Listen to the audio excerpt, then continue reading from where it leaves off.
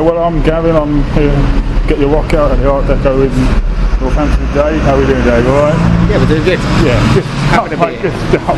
Yeah. So, I mean, one thing I've noticed, especially recently, you seem to be quite possibly one of the hardest working sort of gigging musicians I think I've ever seen to come across. I mean, we're looking easily at a couple of hundred gigs a year. Yeah. Easily. And this is a combination of solo stuff in my new band Sentiment as well. Well, we haven't gigged until next year yet, but no, it's not really. It is hard work, but I don't consider it hard work because I enjoy it. So it's what I want to do. I don't like sitting at home. No. For too long, anyway. Do you think it's something that's ingrained into you? Do you know what I mean? From a young age, because obviously when me kicked off, you were, what, about 17? 19. But I'm a fidget. I'm a bit of a fidget, so to be constantly moving is healthy for me, and to meet new people and just have a different experience every night, because it's always different being on tour. Different towns, different people, different vibe in the gig, and it's good for me. Well, it's probably not good for my health, but it's good for my mind. So obviously this year, I mean, I think there's been two major things sort of go on so far this year. Obviously you had the Dremoirs album, which obviously was another incredibly successful sort of play to music campaign. Yeah, it's great. Great album. Thank you. Brilliant. I enjoyed it. I pledged for it. I was, no doubt, like most people, recognise your name. I was shocked by the amount of extra tracks that were thrown onto the back of that, literally. It's a bit too much, I think. I think I need to slow it down because people only have so much space on their hard drive. To be fair, I don't want to take up everyone's iTunes, but I don't know. I'm a bit, like I said, I'm a fidget, so I'm manic. I always creatively exerting, and Dreamwise was fun for that. It was a tremendous album. And obviously you talk about filling people's hard drives. We talk about, I believe it was called the Good People Movement. 365 songs, 1 year. Yeah. A song for every day of the year. Yeah. That was 38 to go, and then I'm done. And it's. So how did that come about? Was it? I think I was drunk. Was it some of it recorded? No. Basically, I do on a Monday. I wake up and I just basically throughout the week I'll record ideas and I'll note down lyric ideas, and then I'll record 7 tracks of guitar on a Monday, and then I'll record 7 vocals on a Tuesday, and I was overwhelmed by the amount of people that jumped on it and got involved. It's like over 500 people. So. It was £36.50, wasn't it, for the whole? £36.50, yeah. So which you work out at 10p a song, which compared to iTunes, which is fair, because you never know, because it's not all gold. Let's face it, you can't constantly. You're not going to go, oh my god, all 365 of those songs are my favourite. I think a lot of people would actually struggle to listen to 365 songs in any real given time. I listen to it and I listen back to it and go, I honestly don't remember that. But if you listen to 7 songs a week, it's quite cool. It's like a mini album every week. And for me, for my next solo album, I'm just going to take my choice cuts. Oh really? So you think a lot of it? Some of it deserves a bit more. Some of it, and some of the songs, like literally in their entirety, they'll just be an outburst on a Tuesday morning, and I'll listen to it 6 months later and go, that needs to be used. But it was just a silly idea. I'm an independent kind of DIY kind of guy, so it's fun to do things like that. It keeps me busy. There's no fear of writer's block sort of coming halfway through the project of it being kind of like, no, okay, right, I can't think of anything this week. But whilst doing the Good People Movement, I've been doing the Dreamwise stuff, I've been doing Next In Me projects, and Sentiment album, I finished that a couple of months ago, and so I'm at an age where I'm constantly inspired, and I'm in a lucky situation where I get to put that into music. Yeah. Well, obviously, here we are at the tail end of the year, and I know for a fact, obviously, you've put together the Sentiment Pledge, which is obviously a new project, but I believe the band itself has been pieced together by yourself and your brother Greg since 2007, 2008.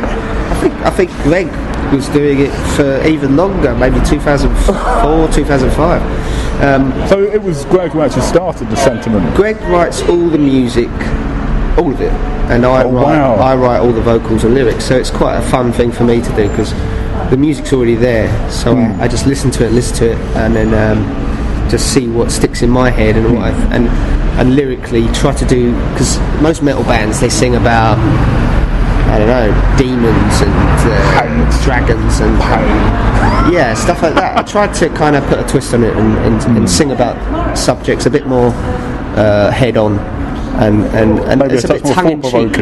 Maybe, but a bit more twisted and like a dark sense of humour in there as well. So it's like within me, it's quite vague. It's quite metaphorical, and same with my solo stuff sometimes.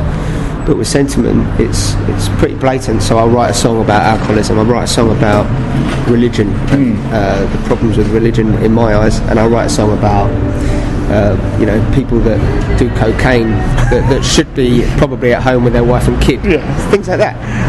Obviously the other thing I'm noticing about them, obviously there seems to be not so much a theme, but like an image of Sentiment, which is kind of reminiscent. I mean, even the name of the album, Streets of Rage, quite clearly just lifted off the old Sega game. Yeah, quite clearly. I think we want to do an EP maybe next year or the year after that will be called Golden Axe as well. So it's literally just a geeky salute to mine and my brother's childhood, and we used to play Streets of Rage to death, and it also fitted with the lyrical theme of the album, which is kind of tackling issues we have in our society, not to sound too pretentious, but and Streets of Rage fitted that, and Greg's got this kind of video game thing going on throughout. He's got all these computer game sounds throughout the album, which are an important part of the sound.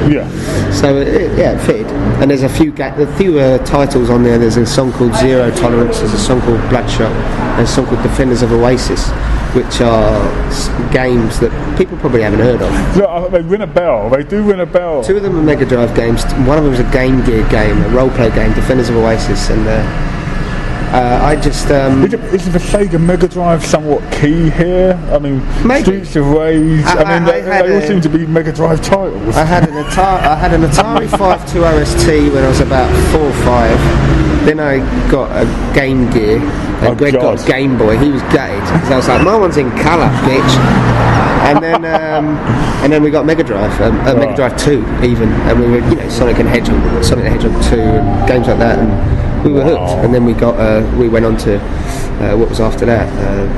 We got the Atari Jaguar, the ill-fated Atari Jaguar. Then we got the Dreamcast and I had a Dreamcast. The N64.